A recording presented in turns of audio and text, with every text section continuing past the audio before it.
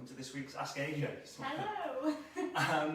It's less than Ask AJ this week, but following on from a topic we had internally, our team went across to style, present and photograph a property a little bit outside of our area last week. Yeah. And it turned out that the owner of the home had been doing his own viewings. This is something you guys have come across quite a lot. Sam and Phil come across quite a lot.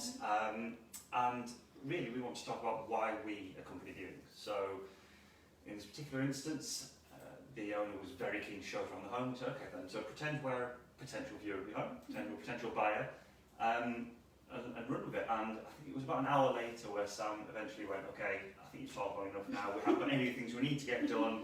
And it kind of bred the conversation internally of why we always go with viewers. So we wanted to come on this week, talk about that, and ask everyone's feedback on it really.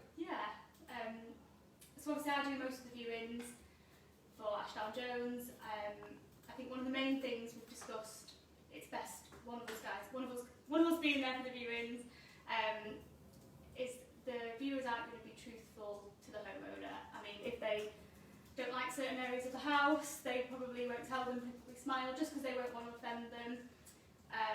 Well, you know how awkward it is, don't you? Exactly. Going into someone's house, you might see some things you don't like. Yeah. You're not going to say, oh, I don't like this, I do like that, but if you've got somebody neutral there, just remember, it's Dave here with Maria. We've jumped straight into it today. We haven't even done the weather check, which is why I'm wearing shorts. It looks a lot hotter than it is. Yes, not hot. It's horrible and windy, but yes, back to the homes. Having that neutral person is brilliant. Yeah, exactly. And the owner might come from the viewing and think, oh, that went really well, they're definitely going to offer.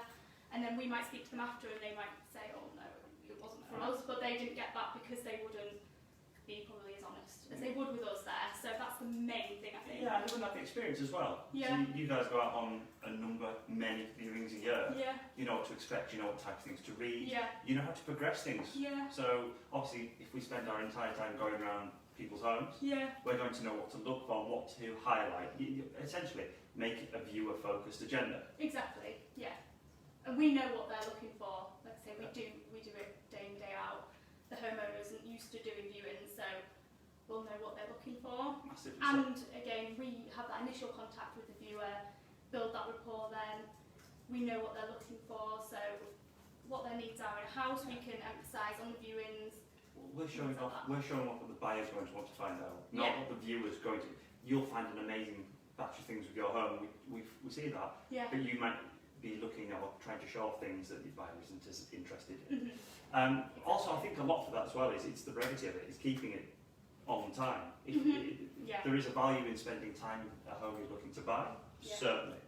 But spending 3 hours there is probably not time efficient and isn't going to help progress anything further than it would do anyway. I think also the massive thing I've seen is it helps build the relationship. So Maria, Edward, Sam, Phil visiting homes. It's a great chance to build a relationship with the buyer as well. So you'll have the initial calls, the book evaluation, to book a viewing, it'll be a huge thing to actually then follow on from that relationship from the original call. So you can actually build that rapport to help keep a sale moving and acting on behalf of the people we're selling homes for. And you're right, and like I say, every time we go, we learn more about the home. We can relay that to people calling, just inquiring, meeting the owner occasionally when they're there, just before.